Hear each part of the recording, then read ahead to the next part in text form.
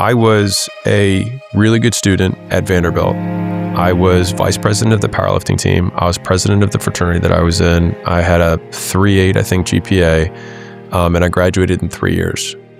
But I was so afraid of not getting a job that I took the first job that I was offered. It wasn't a great job, but I was so afraid that I would be jobless that I just took that job. And I only say this to say that like you can change your stars. Like, I was not the type of person who does the types of things that I do now. I retell those stories. I don't talk about them as much because honestly, I blocked most of them out because I was in so much pain during that period of my life. And the reason that I'm willing to keep making content and write books and all that stuff is because I know that there is another person who is going through a similar chapter and worried if they are sane or if it is only them, and it is not. I was so driven by fear. I was so afraid of everything during that chapter. And so it was like, other people's opinions.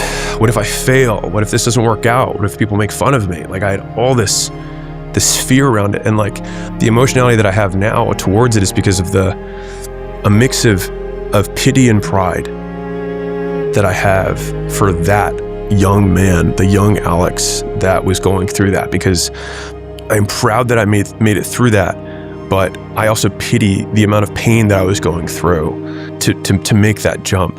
And so I don't know who's listening, but like, fear can be useful. If you know that you are driven by fear, in some ways it's almost shameful to say it, because I behaved like a coward.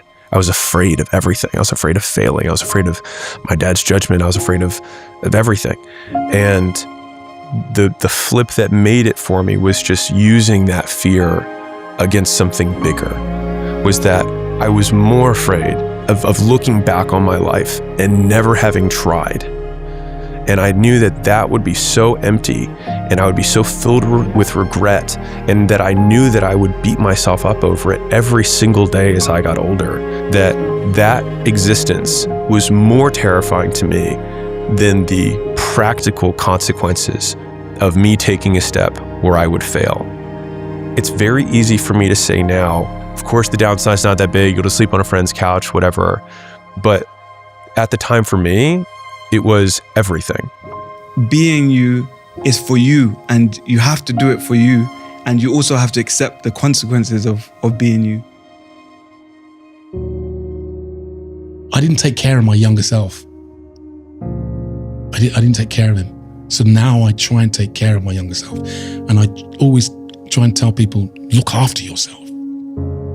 Really look after yourself, because... What does that mean to you? Look after yourself? Control what I can control. And if I don't get a job, I don't get a job. There's nothing I can do about that. I can control how I feel about it. And just think it wasn't for me. But that's okay. It'll come around. Maybe it'll come around. I can't control that. I can control what I can control. You know, if I could go back to my younger self, like especially in my teenage years, and I feel like I always thought that I would mistake like gratitude for complacency. Yes. Right. Yes. And I'm like, they're so different. I'm like, you can stop beating yourself up and still be an ambitious person. You know, you may actually do better work because you're not wasting time on the parts that don't matter. You're only focused on what you control. Exactly. Yeah. And I wish so badly I could have been like, just let it go. Yeah. Just allow this to happen. You're doing great. Like, just, it's all going to be good. Just focus on what you can control and let the rest go. Whenever you look at people doing stuff that seems a bit suboptimal or a bit strange, they're reading too much, they're jogging too much, they're trying to make too much money, whatever. They're feeling too much, they're feeling too little. All of these departures from so-called health, normality, etc. Always ask yourself, why are they doing it? And it's normally a defense. It is a defense against a situation that was very difficult at some point. They learned that defense, and even though it would be optimal now to let go of that defensive structure, they're still clinging on to it because that's what feels safe. It feels safe to make jokes all the time. It feels safe to be very serious all the time. It feels safe to be depressed. It feels safe to give up. it feels safe to try and win at all costs, including your own health, etc. All these are defensive structures that once kept us safe, that I think in order to evolve, we almost want to say thank you. Thank you to your younger self for working this out, for finding a way of coping with reality. But could we learn to cope in a slightly different way? But I think one of the things that I would have said to my younger self would be, keep following your heart. Your heart is your greatest teacher and your strongest muscle. Listen to what people feel, not what they think. If I said I can't, my dad's teeth would just start to go, excuse me? Sure you're not just having trouble? I remember this one time I was going out to do my chores Saturday morning to mow the lawn, and I couldn't get the damn lawnmower to start. Checked everything, couldn't get it started. I'm going inside. I said, Dad, can you help me out? I can't get the lawnmower started. And he turned around. I saw his molars. And he got up, walked with me through the kitchen, through the garage, out the backyard, went to the lawnmower, messed around, pulled a couple things out, after about 10 minutes, boom, cranked it. And while the lawnmower was running right there, he came over to me and bent down and looked me in the eye. He goes, see, son, you were just having trouble. You need to work on being a good man. Your neighbor down the road is in a difficult place and they can't get their yard mowed. The old lady across the street, the old gentleman across the street, it snows. Just take your shovel and go over and shovel their sidewalk. Just somebody at work, you watch and you look, and people at work, they're going through a hard time. Just, hey, are you all right? Anything I can do to help? Being good is proactive. It's doing something. Be a dangerous man. Now, being dangerous is not being a threat. They're two different things, all right? And it's not about going out and lifting weights and getting a bunch of tattoos and wearing leather jackets and walking around with your chest and shoulders up, hulking around saying, I'm dangerous. That's very rarely is that a dangerous man. Often the most dangerous man in the room is the quietest man in the room. Third, be educated. Listen, you want to know how to be a man among men? You start following and reading and listening to guys like Jocko Willink, Jordan Peterson, these guys, and start learning. Start reading. The brain is a muscle, and like any muscle, the more you work it, the stronger it becomes. My dad worked for a large corporation, and before he retired, he said to me, don't work for a large company, because when you're 65 or whatever, they're going to retire you and you'll never hear from them again. And that is exactly what happened to my dad, and it was heartbreaking. And he said, look, whatever you do, you're going to have to be patient, because it's not going to happen overnight. If you want to do well, you've got to learn to be good at it. And it could take 20 years, it could take 30 years, but understand that. And I'm like, I'm fine with that. Do you have a plan? You don't have to be rich now, but do you have a plan, right? Have you found means of being confident? Can you demonstrate kindness and excellence across anything? My granddad always said this: the greatest gifts in life are not in the plans, they're in the detours. There is no way I could plan my way to being on the stage. I have failed a lot more and a lot longer than I have succeeded. I didn't originally get the role in Top Gun that I auditioned for, and it's worked out better than I could have ever even imagined. So if you want your life to be a great story, like a great movie, if you want it filled with adventure, comedy, romance, action, thrills, when you go out there and things inevitably don't go according to plan, just remember, that's when your movie's plot is just getting interesting. That's when your protagonist is being tested. That's when the writers are working overtime to give the audience some nail-biting drama. Enjoy things not going according to plan. If you knew the ending, it wouldn't be worth the watch. No good story happens from things going right. What advice would you give to someone who is unsure about what to do in life? I would start asking you questions, asking you to investigate yourself for the things that you like doing, for the things that you can't stop thinking about, for the kind of fiction or nonfiction that you read, the areas of the world that fascinate you or irritate you. Each one of us is sitting here in these, roughly ambulatory engines of our bodies and looking out. And each of us latches on to different stuff about the world that moves us in different ways. And I think that there is value in investigating those parts of your point of view. We look down now to 16-year-olds and say, where are you going to go to college? What are you going to do for the rest of your life? And it's like, they're not fully baked yet. How do they know? Give them a break. Just say, look, I think after high school, take a year off, take 2 years off, join the Peace Corps, travel, go figure things out, or just enjoy yourself. For the first time in their lives, they're adults, and they don't have to be somewhere. They're not told to be somewhere. Get used to that freedom. Even at the age of about 7 or 8, in our neighborhood, go round to people's houses, knock on their door and say, can I wash your car? Can I mow the lawn? Because my mum and dad said, if we pay for the holiday, you've got to earn your spending money. So I'm like, fine. But I used to love it.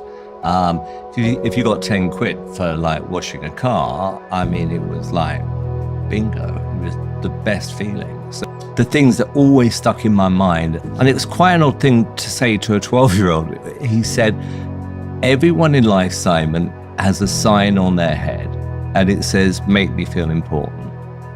And I want you to think about that. I'm thinking, sign on their head? I have no idea what that means. Why did he say that? Maybe he's had a couple of drinks. And then I forget when I realized what it meant, but boy, did that stick in my mind, which was, if you want to do one in life, it's going to be a team effort, and make sure you recognize every single person on that team.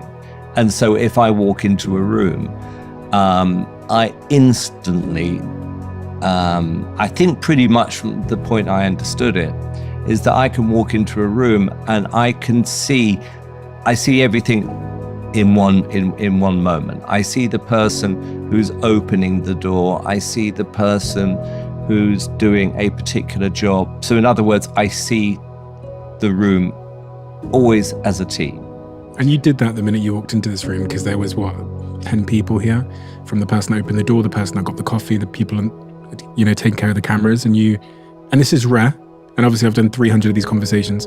You went around to every single person in this room and took an interest in every single person, which is, it's not typical. First game of my senior year, I break my foot. I come back in 6 weeks and I break my foot a second time. In my mind, my college career was over and my NBA dreams were dead. I averaged 7 points a game. I got offered a $75,000 job because one of our season ticket holders liked me. And I'm gonna close with this. Right before I took the job, my daddy called me on the phone. He would always ask the right questions at the right time. He said, you had a tough year, son, what's next? I said, Daddy, I'm gonna be a hospital administrator, $75,000 job. He said, not bad, son, but can I ask you a question? Do you believe you're an NBA player? Dad, don't start that now, Dad. Come on now, Dad. Come on now, Dad. I only having 7 points a game, Dad. We're not like these other black families that just need basketball, Dad. We're educated, Dad. We're not dependent on basketball, Dad. We're balanced, Dad. We're educated, Dad. I got a $75,000 job, Dad. Do you believe, son? I do, Daddy. Go for it, son. Go for it. He said, my dad always told me you only get one name, invest in it accordingly. Just like you only get one name. Like you can change your companies, you can go bankrupt, but like your name stays with you. That can either be an asset or it can be a liability. Yeah. And why not have brand power in and of itself? What I would say to a 20-year-old is to learn from people who have enough life experiences to be humble, right? So when you're humble enough to recognize that you don't even know what you don't know, if you'd ask young Lieutenant Leif Babin, and the Charlie Platoon Commander, I've been through SEAL training, I've been through a deployment to Iraq, so I had some combat experience. And when we were going through our workup cycle in Tasking and Bruiser, if you'd asked me if I was going to get in a terrible friendly fire situation with other U.S. forces, would that happen? If you'd asked me that before we deployed to Ramadi in 2006, I'd have said, hell no. That happens to losers who don't know how to plan, who don't know how to train, who don't know how to prepare their team. And if you read the book Extreme Ownership, that is chapter 1. That's chapter 1, the very first major operation that we were a part of. So what we recognize is just how easily something like that can happen. And in fact, it's going to happen if you don't take extreme measures to mitigate the risk of it happening every time. So I think you got to humble yourself, realize that there's a lot that you don't even know that you don't know at this point. If they don't have what you want, don't listen to what they say. There's no greater waste of time than justifying your actions to people who have a life you don't want. That was a message to my younger self. When you have the friends who are telling you, must be nice, or you think you're better than us, or, so we can't drink anymore. That's when you can be like, yeah, then what? Well, then we wouldn't be friends. You're not going to be friends with them eventually anyways, I promise you. Anyone who says that, you're not going to be friends with. If you want to ultimately become the person you want to become, they're only going to reject you harder and harder until eventually you have nothing to share about. And the only thing that you'll talk about is the past, which, by the way, one of the great leading indicators of, at least in my opinion, of a great way to know when to cut a friend is when they only talk about your past. What would you tell your 20-year-old self? Yeah. When I think back on the last 20, 25, 30 years, the things I do regret are how I treated people. Treat people well. Because it's the one thing that sort of, I would say, still haunts me. I made lots of mistakes in my life, lots of things, but the way we treat people, I think, is really the one thing we can do. Because here's the thing I know, that when you treat people well, it has an amazing ripple effect in the positive direction. And when you treat people badly, it's exactly the opposite. It's not just that you're treating that person badly, but there's a ripple effect associated with that. It took me 5 years, and honestly 5 years, and I was standing there and I was going through everything that I had overcome and achieved. And I'm out of the hospital and graduate from university with a distinction. I'm a fully trained safety professional. My speaking business is taking off, and I looked back 5 years later, back to when I was suicidal. And I look back and I'm like, I didn't see this outcome, not at all. But at that time, I didn't see any outcome. Right. So I say work with the change. Yeah. And I can promise you, it will take you places you never imagined possible. So we expect instant gratification. There is no one that goes through trauma or hardship or life circumstances where time is not the solution. You need to allow the time to happen. You can't expect everything to change on a dime. It's not going to. And you need to work with it. So work with it and let that time happen. And I guarantee you, if you work with it and let the time happen, you will go 5 years into it, look back and go, I didn't see this outcome. I think young men need to know that, hey, it's okay for you to sit down and to read and have a cigar and to chill and to think. Because I guarantee if you're in the weight room, pumping out all these reps and running on the machine, and then you're going into the cubicle and you flip open a computer and you're not thinking. You're learning, you're taking in, but you're not meditating on stuff, and you're not thinking. But that can be taken so far that young men are made to feel guilty for just sitting down and thinking and relaxing. And I understand that there was a tendency in this country. We had a lot of young men that were not raised with dads. They weren't raised to work, and so that it's sitting on the couch playing the stupid Xbox, not growing up learning to work.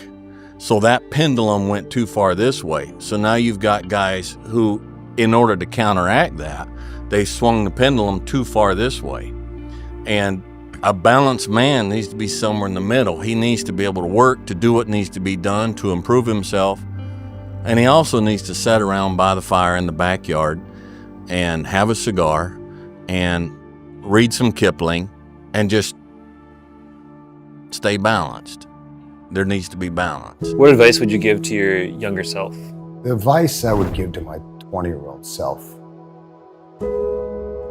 would be to work Work harder.